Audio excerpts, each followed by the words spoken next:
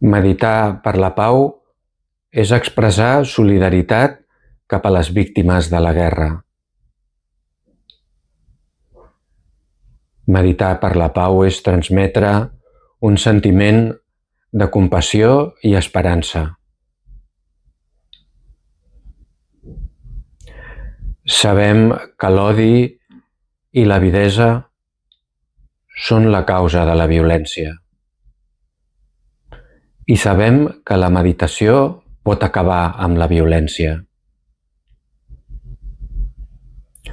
Quan meditem, sentim com el nostre odi i avidesa s'extingeixen i trobem la pau.